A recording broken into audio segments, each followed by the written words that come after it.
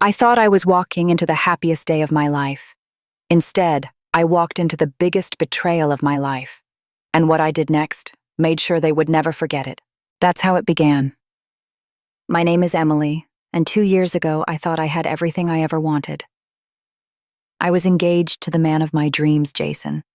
We met in college, fell in love fast, and everyone said we were perfect together. My best friend, Rachel, was my maid of honor. She'd been by my side since high school, my partner in crime, my sister in everything but blood. When Jason proposed, Rachel was the first person I called. She screamed louder than I did. She even helped me pick out my dress, tasted cakes with me, and sat through endless Pinterest boards of wedding decorations. To me, she wasn't just my best friend. She was family. But then, little things started to feel off. Jason started working late, but somehow Rachel always knew where he was. Sometimes she'd make excuses for him, saying, "Don't worry, Em, he's just stressed." Once, I even caught them sharing a look, one of those quick glances people think no one notices. I pushed it out of my mind. I trusted them both too much to imagine the truth. Until one night, I was at Jason's apartment, finishing up some last-minute guest lists. His phone buzzed. Normally, I wouldn't snoop, but my gut told me to look. And there it was, dozens of messages between him and Rachel. Not just friendly chats. No, these were intimate. Things he should only ever say to me. And pictures. Pictures that made my stomach drop and my hands shake. I felt like my whole world had collapsed. The two people I trusted most had been betraying me behind my back. For months. I cried, I screamed, I broke things in his apartment. Jason tried to apologize, saying it just happened, that he didn't mean for it to. Rachel? She said nothing. She avoided me like a coward until I finally blocked her everywhere. I should have walked away then. But here's the thing about betrayal. Sometimes anger gives you more strength than sadness ever could. And as I sat there staring at my ruined engagement, one thought kept burning in my mind. They don't get to win. Not like this. That's when I found out they were planning to go ahead with their relationship. Within 6 months, Jason and Rachel were engaged. Can you imagine that?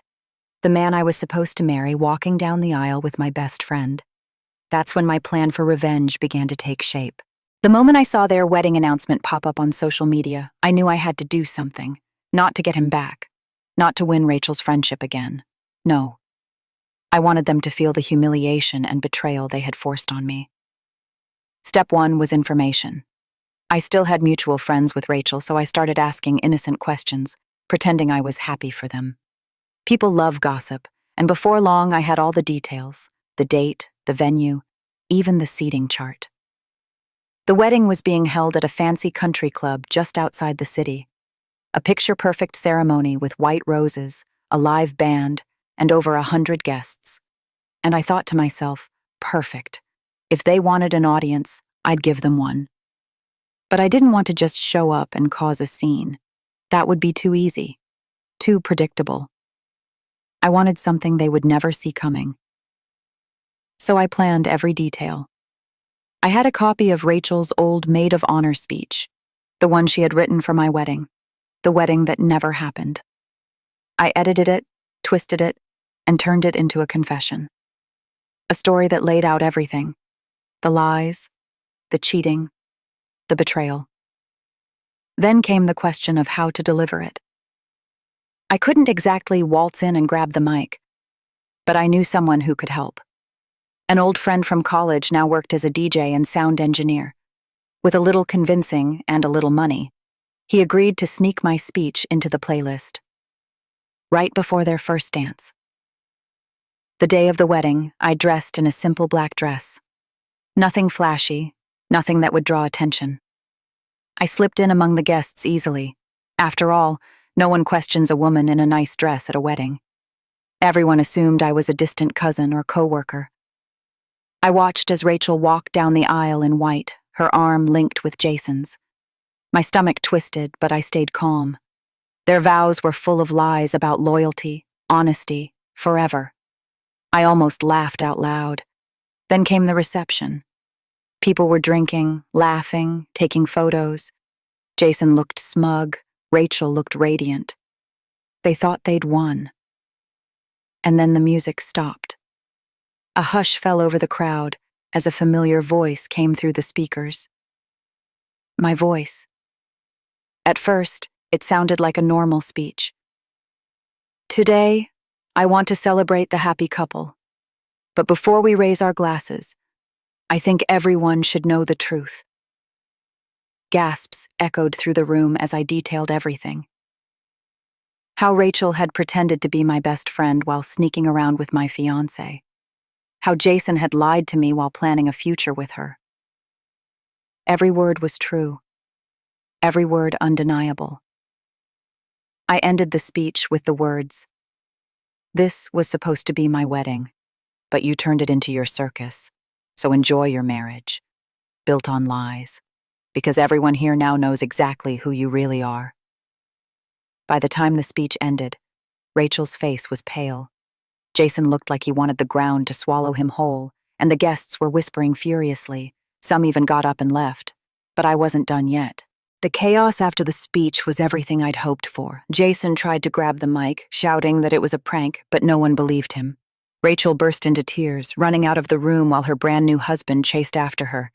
Guests looked at me, some with shock, others with admiration.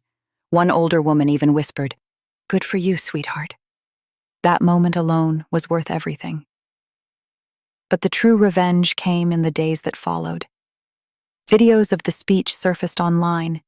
Someone had recorded it on their phone and uploaded it to social media. Within 24 hours, it had gone viral in our city. Everyone was talking about the wedding disaster where the bride was exposed as a homewrecker in front of all her guests. Jason's job, where his boss valued family image, was suddenly on shaky ground. Rachel lost several friends who no longer trusted her. Their perfect little fairy tale turned into a public nightmare. As for me, I didn't feel broken anymore. I felt free. Revenge doesn't erase the pain, but sometimes it gives you closure in a way silence never could. Months later, I heard they quietly separated. The marriage barely lasted a year. Maybe guilt ate them alive. Maybe they just couldn't handle the foundation of lies they had built. Either way, I didn't care anymore. I had already written the ending to my story. And here's the lesson I learned. Betrayal doesn't define you. It doesn't destroy you, unless you let it. The people who hurt you want you to stay silent, to stay small, to disappear. But sometimes the most powerful thing you can do is stand up and let the truth shine so bright it burns them. My revenge wasn't about hate. It was about taking back my power. And if you've ever been betrayed by a partner, a friend, a family member, remember this: you are not weak. You are not powerless. And sometimes the sweetest justice is letting them taste their own medicine. Because in the end, Rachel and Jason didn't just lose me.